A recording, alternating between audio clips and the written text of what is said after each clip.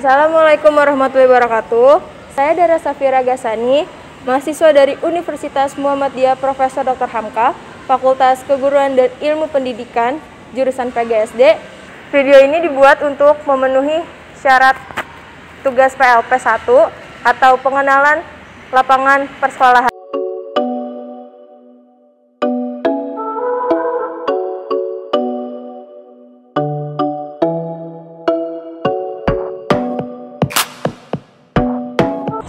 Ya guys, alhamdulillah sekarang kita sudah berada di SDN Kemayoran 07 pagi di ruang kepala sekolah dan sudah bertemu dengan kepala sekolah yaitu Ibu Endah Handayani. Baik Bu, mohon maaf untuk waktunya Bu, kami bisa wawancara terlebih dahulu Bu ya. Untuk pertanyaan pertama itu yaitu bagaimana sih Bu bentuk dan karakteristik peserta didik itu dari kelas 1 hingga kelas 6 secara menyeluruh di SD 07 ini? Baik, sebelumnya Ibu mengucapkan terima kasih dan selamat datang kepada adik-adik kita nih dari Hamka ya, yang hari ini datang mengunjungi SDN Kemayoran 07. Sebenarnya di SDN komplek Kepu ini ya ada 4 sekolah, yaitu SD Kemayoran 01, 07, 15 dan 16. Oh, banyak beragam ya Bu? Ya, ada 4 sekolah. 4 sekolah. Karena ini SD kompleks ya. Khususnya untuk SDN Kemayoran 07, karakteristik anak-anak yang bersekolah di sini dari kelas 1 sampai kelas 6 memang dari kalangan tidak mampu. Itu dari terlihat dari banyaknya orang tua yang mengajukan KJP. Ya, hampir sekitar 90% orang tua mengajukan bantuan ya dari KJP tersebut. Memang di samping anak-anak belajar ya di sini memang dari keluarga tidak mampu memang sih, tapi alhamdulillah semangat anak-anaknya luar biasa ya untuk menimba ilmu, terutama hari ini sampai detik ini ya dengan adanya COVID-19 ya, yang mana pembelajarannya melalui pembelajaran jarak jauh, yang mau tidak mau, suka tidak suka ya memang tidak boleh bertatap muka, tapi dengan menggunakan handphone walaupun tidak punya ya, karena memang tidak semua anak dari kelas 1 sampai kelas 6 itu orang tuanya mempunyai HP, apalagi untuk beli kuota internet ya. Jadi banyak sekali kendalanya di sini karena memang kita karakteristik dari warga kumis ya, namanya kumuh dan miskin. Kumuh dan miskin. Karena memang dari pantauan kita survei KJP itu banyak orang tua memang yang tinggalnya satu rumah itu dihuni oleh beberapa kepala keluarga dan juga orang tuanya bekerja ya itu dari pagi sampai malam ya, malah memang banyak sekali sih permasalahan ya. Tapi ya itu dia, anak-anaknya punya semangat belajar yang luar biasa. Nah, untuk kendala di masa COVID ini ya, yang pertama ada orang tua yang sama sekali nggak paham IT itu. Terus yang kedua HP-nya kan anak-anak tuh dibagi karena dibawa kerja oleh orang tuanya. Jadi untuk tugas-tugas mereka melaksanakannya di malam hari. Kemudian juga ada yang memang sama sekali mereka HP-nya itu pinjam dengan temannya atau tetangganya. Ya, banyak sekali permasalahannya. Tapi kami dengan sebaik mungkin melayani dari pada anak didik ini, yaitu kita adakan yang namanya program bantuan untuk anak-anak, terutama bagi anak-anak yang kurang memahami cara menggunakan teknologi ya, terutama HP ya.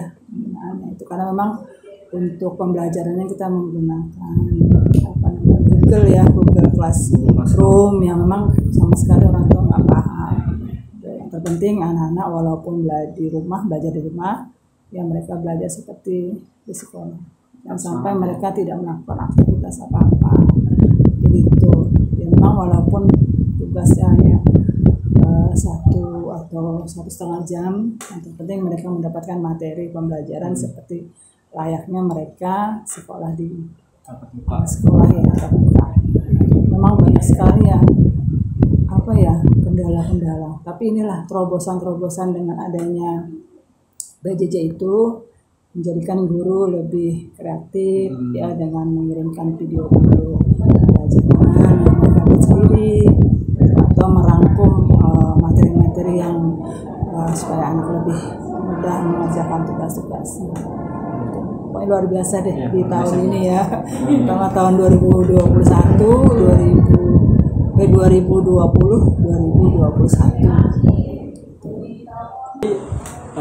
Peserta didik di SD 07 ini dominan dari warga yang kurang mampu Bu ya.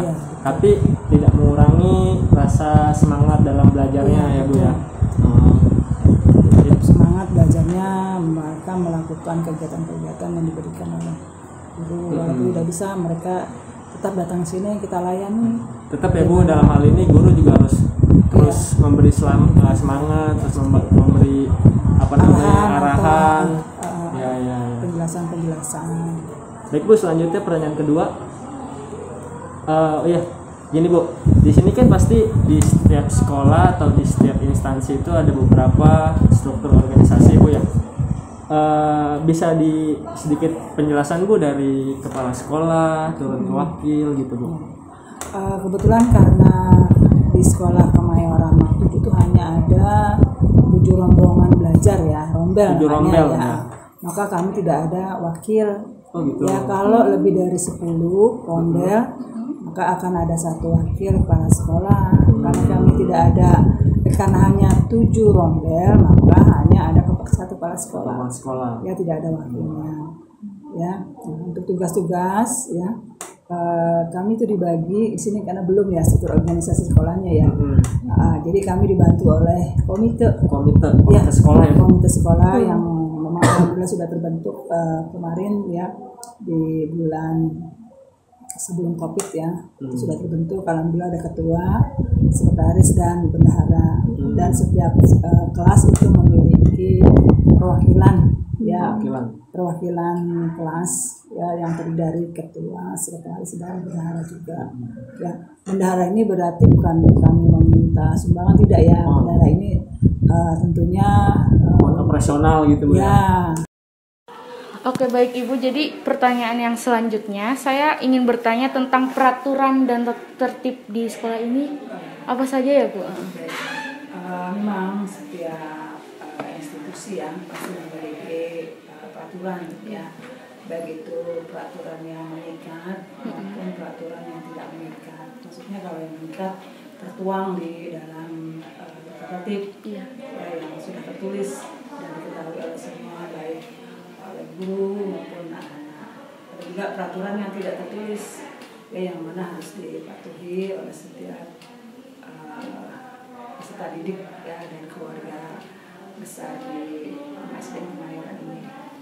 Untuk tata tertib biasanya kalau sekolah kami memang sudah tertulis ya itu di dalam peraturan sekolah ya. Tapi kalau untuk anak-anak khususnya biasanya itu di samping sudah dari sekolah ada, anak-anak di situ membuat sendiri peraturan yang mereka harus taati dan patuhi ya, biasanya dengan musyawarah kelas. Jadi setiap kelas berbeda. Berbeda-beda ya. Dari wali kelasnya ada peraturan apa yang mereka harus jalani dan patuhi. Gitu. Kalau tata tertib sekolah pasti ada. Jadi ada tata tertib sekolah, ada tata tertib kelas. Biasanya di sekolah ini itu mengeluarkan tata tertib atau peraturan baru setiap di ajaran baru atau tidak Bu? Iya, Oh, mengeluarkan baru. Biasanya kami ada penambahan ya, Iya. atau yang sudah baik mungkin kami tetap lakukan, yang belum baik atau perlu penambahan pastinya kami akan lakukan ya. Iya. Jadi, contohnya untuk tahun ini rencananya tata tertib yang kami buat yaitu anak-anak diwajibkan untuk membawa makanan tempat makan sendiri, Iya. tempat minum sendiri. Jadi kami tidak menyediakan ya anak-anak tuh menggunakan sampah apapun membawa dari rumah. Mengurangi. Ya, untuk mengurangi sampah. Jadi anak-anak diusahakan untuk membawa alat makan sendiri. Nah ini nanti masuk ke dalam tata tertib yang nanti ada punishment-nya atau ada hukumannya yang kalau memang mereka tidak. Jadi udah masuk tata tertib ya. Iya. Oke, baik. Pertanyaan selanjutnya ya Bu ya. Ini tentang upacara bendera Bu. Jadi biasanya di setiap kegiatan upacara bendera ini pembina upacaranya itu selalu kepala sekolah atau guru lainnya Bu? Karena kebetulan kami komplek, makanya biasanya memang kami berempat kan ada 4 kepala sekolah. Oh ya. Secara bergantian. Bergantian. Mengadakan acara. Ya seperti itu. Untuk bentuknya pun tidak semua dilibatkan karena memang lapangannya ya. Iya. Giliran Bu ya. Iya. Ada jadwal. Jumlah siswa untuk satu komplek ini ada 1.000. Banyak ya. Makanya tidak mungkin yang Iya, benar. ya upacara serentak. Ya yang ada memang kami bisa bergilir juga sekolah untuk upacara. Yang lainnya tentu mengadakan kegiatan di kelas masing-masing. Gitu, jadi secara bergilir. Iya.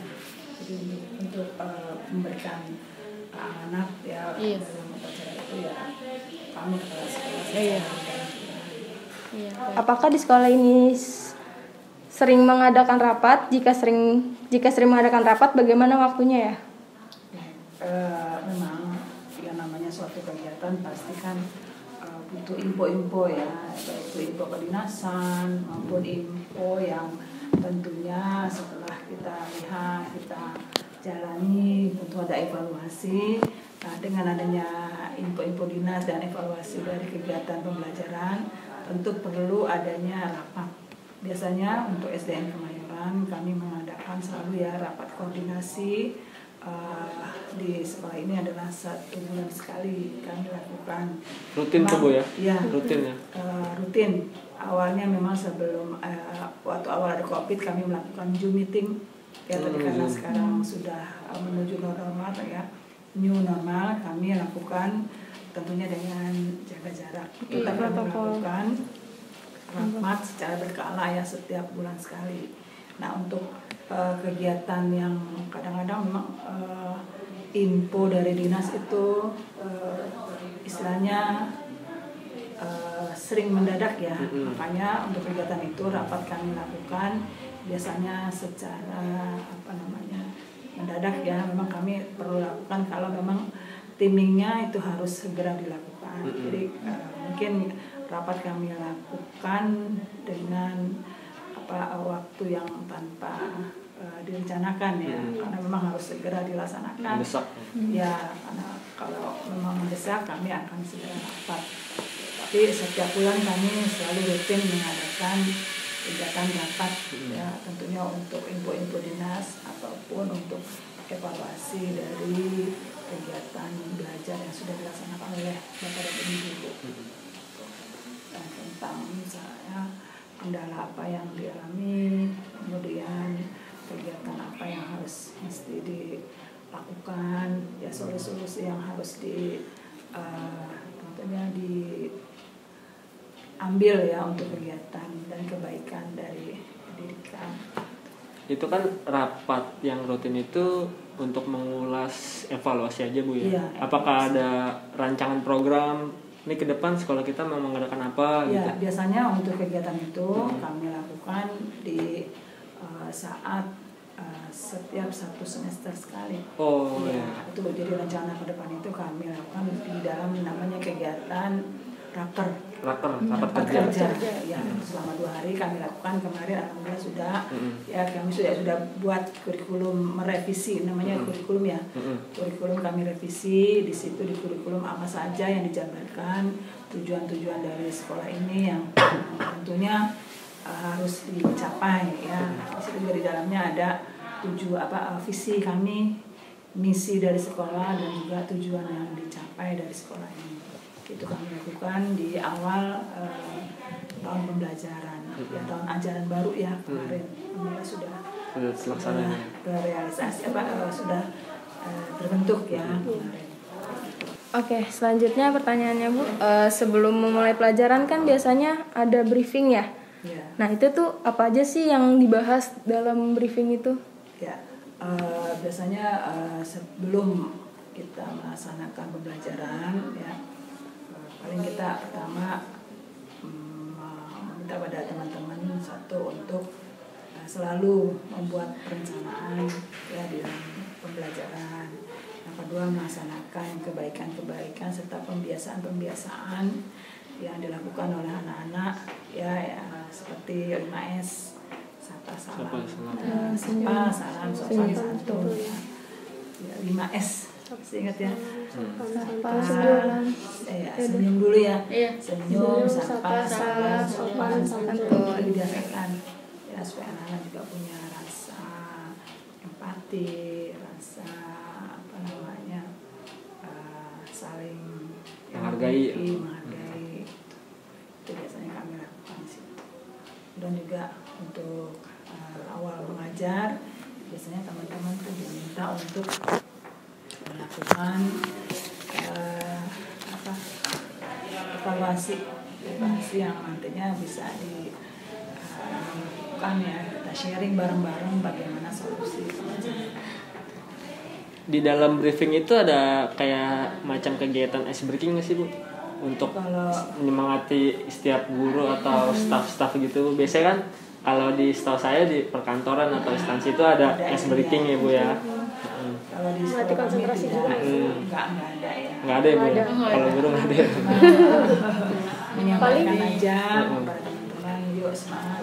Jadi memberikan motivasi, menanyakan nanti bila menemukan hal-hal yang di dalam pembelajaran ada hal-hal yang kurang bisa dipahami, nanti kita sampaikan.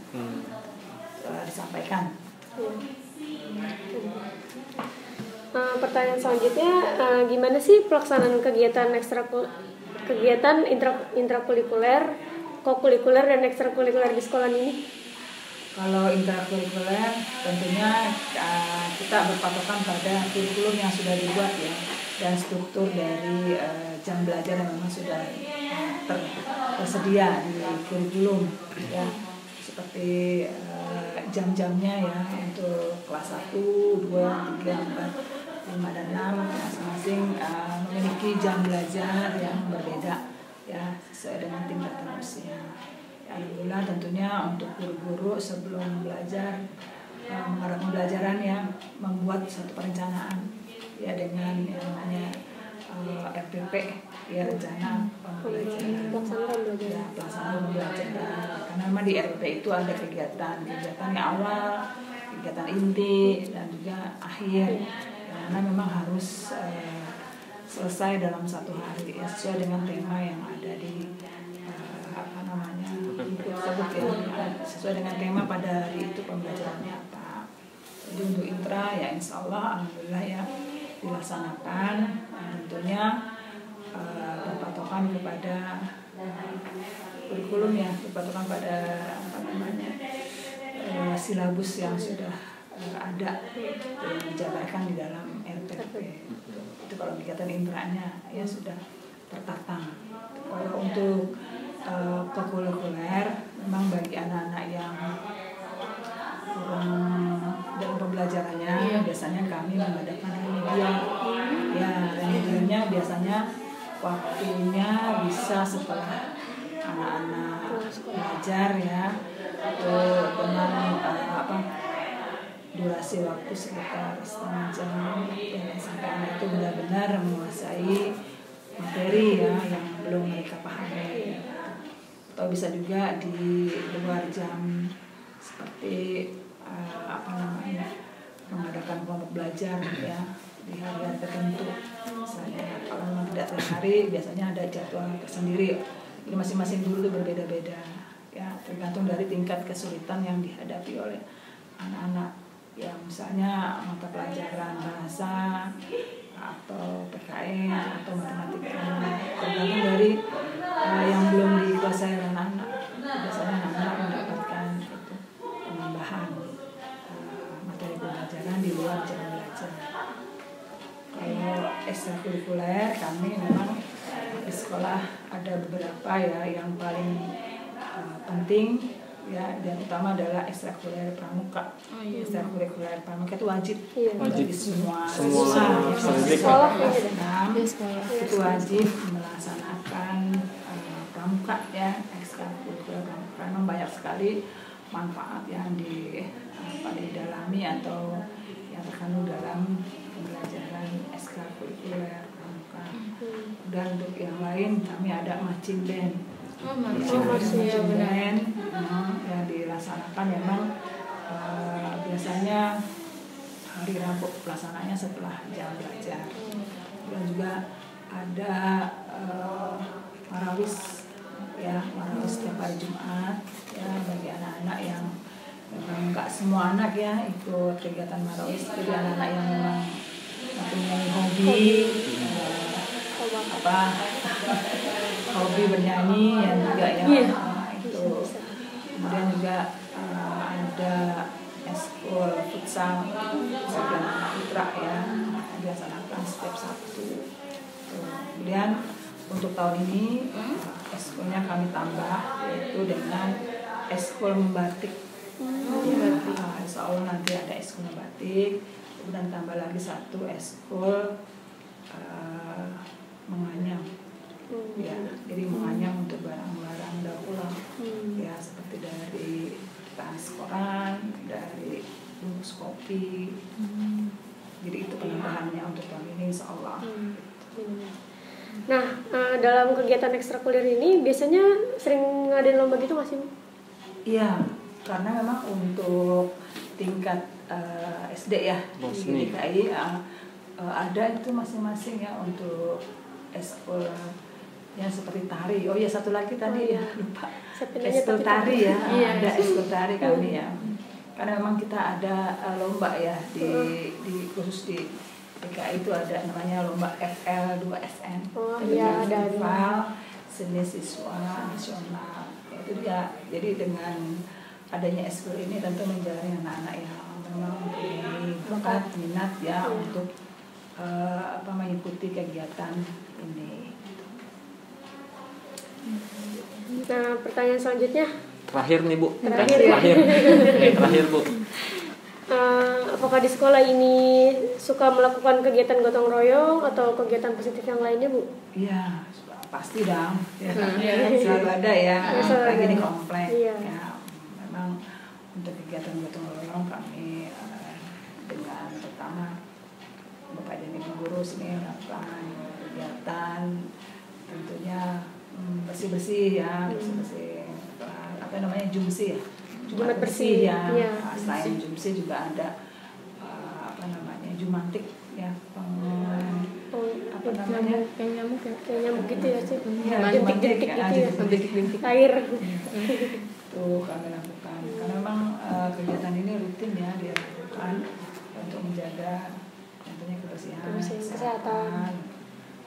Untuk warga pastinya ada kegiatan gotong royong, dan di masyarakat juga insya Allah kami berkoordinasi dengan warga setempat ya untuk melakukan kerja bakti. Sudah selesai ya. Ini sangat inovasi banget nih Bu, menambah wawasan dan pengalaman kita Bu. Kita kan insya Allah sebagai calon guru ya kan, ini juga sebagai bekal, jadi kita tahu gambaran ya Bu ya. Iya, betul. Jadi harus harus menerapkan 5S gitu ya di setiap sekolah ya kan. Ya sudah Bu, itu aja Bu. Kalau untuk pendidikan SD sih biasanya penanaman karakter ya. Ya, karakter Kalau betul. untuk pengetahuan mending diabaikan dulu ya, nggak terlalu ya. Yang penting karakter. Karakter ya, betul. Untuk guru-gurunya nggak ada adanya juga ya, anak punya karakter. Juga pesan ya dari ibu, punya masing-masing adik ini harus punya kelebihan. Betul. Kalau kita punya kelebihan, insya Allah kita mengajar dimanapun akan Bisa kayak dipakai. Iya, seperti misalnya ada yang hobi menari, pasti kita nanti akan membantu kegiatan ekskul menari itu. Dan futsalnya bagus, kita juga menjadi pelatih. Itu apa aja yang kita punya, ya kelebihan kita biasa. Insya Allah bermanfaat. Karena kalau di SD itu ilmu yang semuanya kita lakukan sendiri. Jadi serba bisa semua. Bisa semua. Semua mata pelajaran diborong. Bersama. Ya sudah Ibu, kita tutup wawancara pada hari ini. Kurang lebih mohon maaf. Wassalamualaikum warahmatullahi wabarakatuh.